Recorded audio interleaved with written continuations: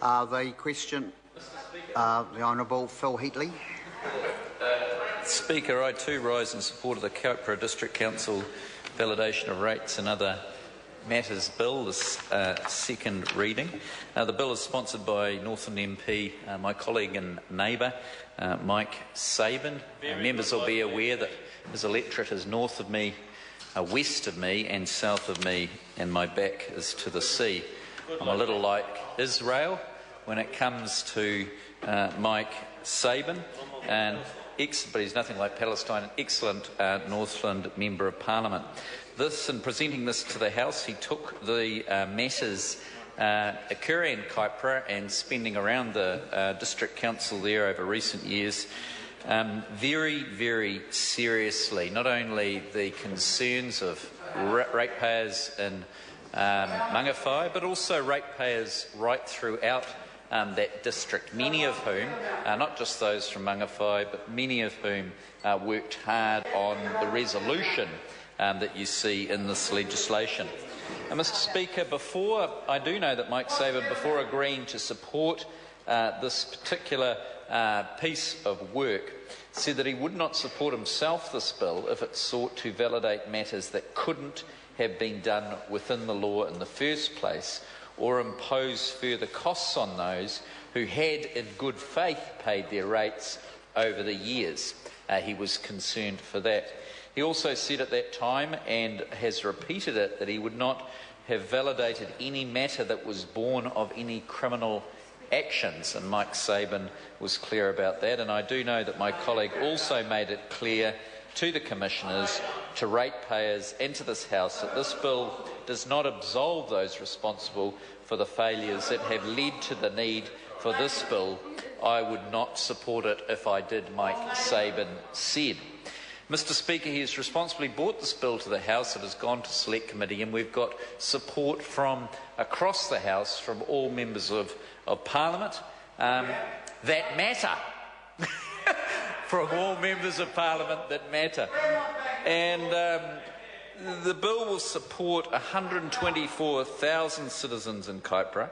It will bring certainty and closure to a number of irregularities over the past 7 years. The District Council acknowledges that a number of irregularities occurred in the way that it set rates. Certainly Select Committee members noted that, and this bill is about fixing those very irregularities.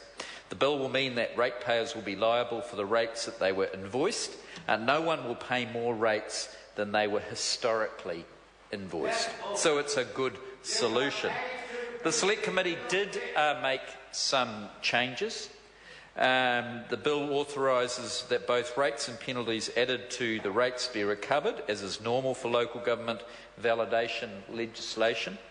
The Select Committee recommends amending Clause 6 to ensure that penalties can only be charged if they would have been added to the rates validated under the bill. And some committee members felt that some of the penalties should be remitted. The Commissioners appointed at the request of the Council in 2012 have agreed to take a proposal to Council in which certain penalties will be forgiven when the bill is enacted this calendar year. So it is very important to acknowledge the work of those Commissioners in support of the committee, keeping us informed, being flexible enough to change their views where they could see that a compromise, imperfect as it was, needed to be made. So penalties applied in the 2013 calendar year, as well as penalties due to be applied on the 1st of January 2014, will be remitted now under that proposal. And we thank Commissioners for that, and ultimately, of course, ratepayers in going with this. So in the provisions, Mr Speaker, in more detail, it's worth noting that in terms of the rates, the bill validates the following. It validates specified rates set either inconsistently with Council's funding impact statement or not allowed for under the Local Governing Rating Act. It treats all money received by the Council in payment of the specified rates or penalties added to those rates as having been lawfully paid. and it authorises the Council to recover any part of the unspecified rates and any penalties added to those rates that remain unpaid. So, Mr Speaker, in terms of the issue of the penalties, we've worked hard with the Chair of Commissioners to find a way to accommodate those concerns. And I know that Mike Sabin is pleased, as we all are, to report that we secured the Commissioner's commitment to take to Council a proposal to forgive specified penalties that had already been applied in rates notices when this bill is enacted in that year. Under the Local Government Rating Act 2002, a local authority is able to apply further penalties on prior year's arrears that are outstanding on 1st of July and 1st of January each year. That is common, well, not common practice, but normal practice in many situations. It is these further penalties which have been applied in the 2013 calendar year which the Commissioners will seek to forgive.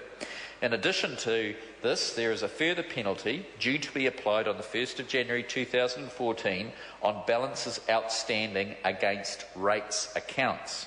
Should the bill be enacted into law this calendar year, the Commissioners intend to change Council policy to enable the remittance of this penalty on the condition that rate accounts are brought up to date by 30th of June 2014.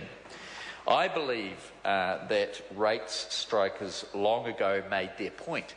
I know that Mike Sabin believes that rate strikers long ago made their point, and certainly the committee accepted the point of rate strikers.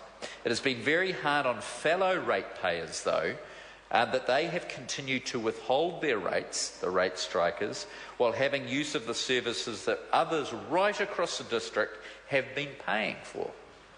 So while other ratepayers throughout the district have paid their rates, the rate strikers have not and enjoyed the services paid by others.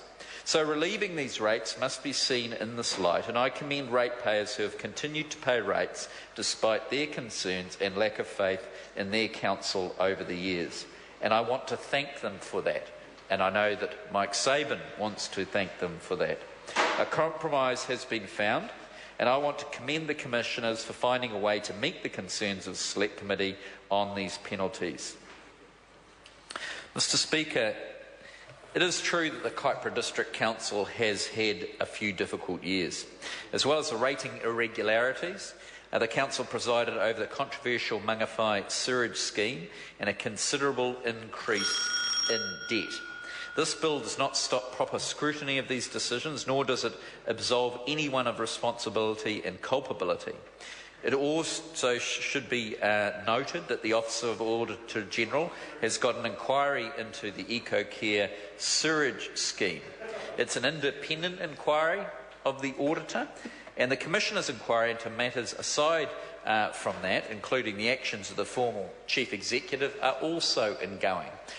As a Select Committee, we were aware of these other inquiries by other jurisdictions that were independent of both us and the Council. We appreciate their cooperation in keeping us informed on their progress and what they felt might come out of their investigations.